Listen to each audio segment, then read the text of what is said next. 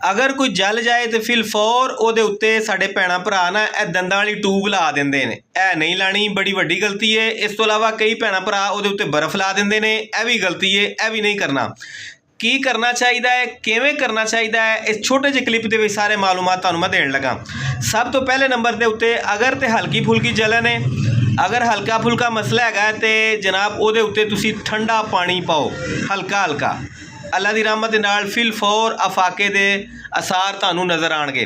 उस तो बाद मरीज़ ने अगर हाथ के उत्ते मसला बनया, अंगूठी पाई हुई है जनाब, घड़ी पाई हुई है, अगर इत्थे करके किते मसला बन गया तो अंगूठी उतार दिओ, घड़ी उतार दिओ। अगर कपड़े जिसम दे ज़रा टाइट लिबास है तो ला के कोई खुला जिहा यानी कि जिहड़ा मुनासिब लगे वो अपने मरीज़ नूं पिलवा दिओ, ਇਹਦੇ ਨਾਲ भी बड़ा बेहतर ਹੁੰਦਾ है। तो जिसम नूं जनाब हवा का क्रॉस प्रॉपर सही तरीके नाल लगना चाहिए है, ये नहीं कि घुटन वाली जगह ते अपने मरीज़ नूं रखो।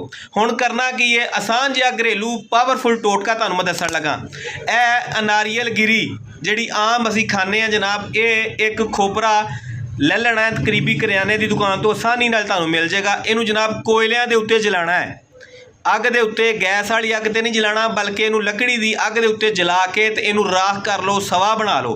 जो ये सवा बन जाए तो फिर नारियल का तेल लवो, ਉਹਦੇ ਵਿੱਚ गिरी दे ਜਿਹੜੇ सवा बनाइए इनू मिक्स करके ना ते पेस्ट जी बना के अपने मरीज़ दे जिस जगह के उत्ते जलिया लगाओ।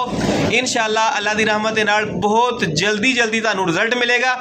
दूसरे नंबर के उत्ते जिहड़ा जले का निशान बाकी रह जाता है वो निशान भी गायब हो जाएगा। दुआवां की दरखास्त होएगी नबी पाक के उत्ते एक दफ़ा दरूद इब्राहिम पढ़ के कमेंट दे विच सुभान अल्लाह लिख दिया जे।